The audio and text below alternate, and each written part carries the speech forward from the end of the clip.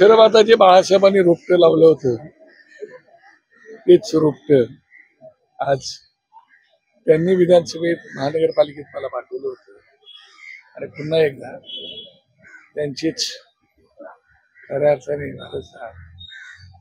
राज ठाकरे साहेबांनी मला आणि दिलीप धोत्रे यांना उमेदवारी दिली आणि म्हणूनच आम्ही बाळासाहेबांच्या चरणी नतमस्तक होण्यासाठी, कृतज्ञ होण्यासाठी आणि त्यांचा आशीर्वाद घेण्यासाठी आलो. भावना मनामध्ये खूप आहेत. मला 95ची निवडणूक आठवते. बाळासाहेबांनी दिलेला मला आशीर्वाद आठवतोय.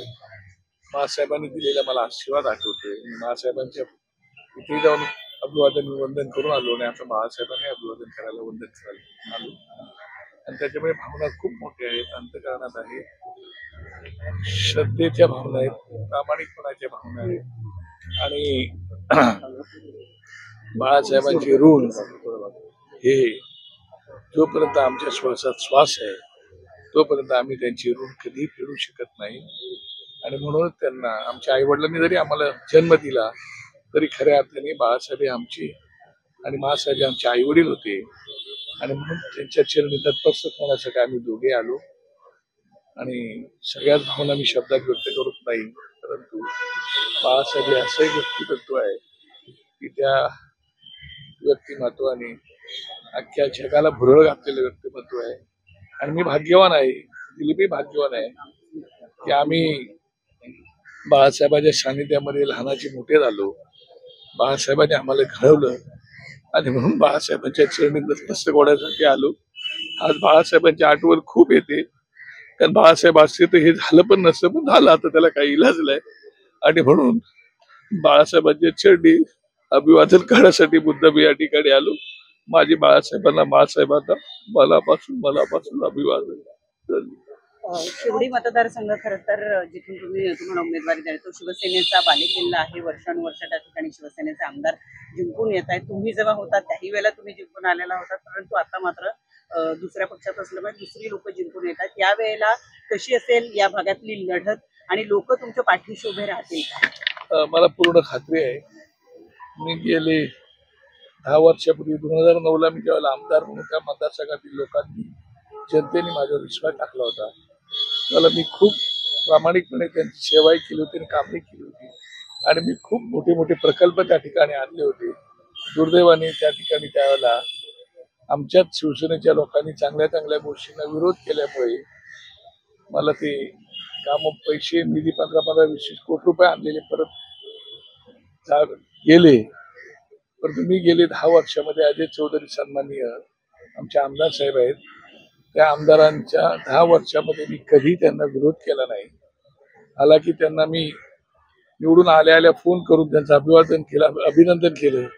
संध्याकाळी एक मोठा बुके घेऊन माझे सगळे पदाधिकारी पाठवले आणि त्यांच्याशी फोनवर बोललो की आमदार साहेब आपलं अभिनंदन, आपण जे जे काही चांगलं काम कराल त्याला माझा पूर्ण पाठिंबा असेल आणि तो शब्द मी आतापर्यंत पाळलेला आहे. त्यांनी जे काही कामं केली चांगली वाईट मी त्यांना पाठिंबा दिले आणि कधी त्यांना विरोध केला नाही. मग काही चांगली वाईट मी त्या विषयात जात नाही, पण मी विरोध केला नाही. लोकांनी त्यांना निवडून दिलेलं आहे आणि त्यांना निवडून दिले तर त्यांनी काम करावं अशा भावना ठेवून मी त्यावेळेला आता 10 वर्ष त्यांना पूर्णपणे पाठिंबा दिल्यासारखंच होतं.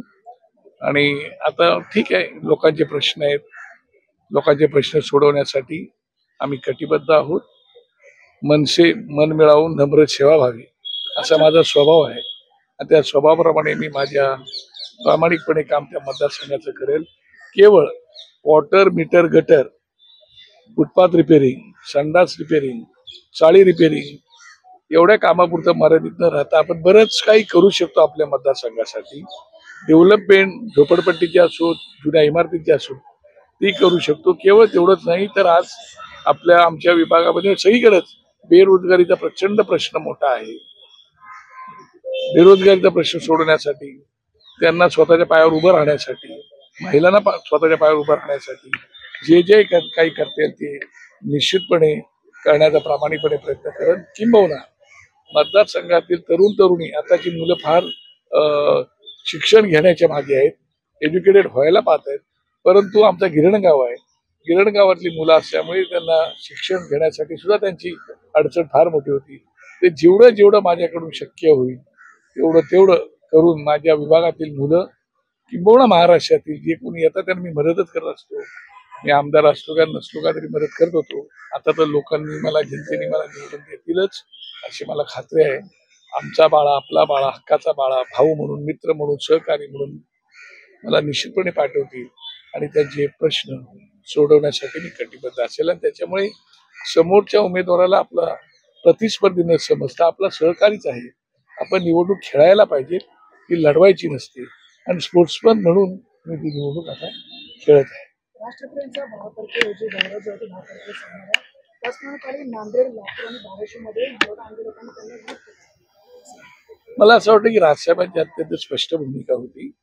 त्यांनी आर्थिक निकषावरती आरक्षण द्यावं अशा प्रकारची माननीय बाळासाहेबांची भूमिका होती. तीच भूमिका त्यांनी मांडली होती आणि त्यांचा ठाम विश्वास आहे की या माझ्या बांधवांची डोकी थोडी भडकवली जात आहेत असं त्यांना वाटतं.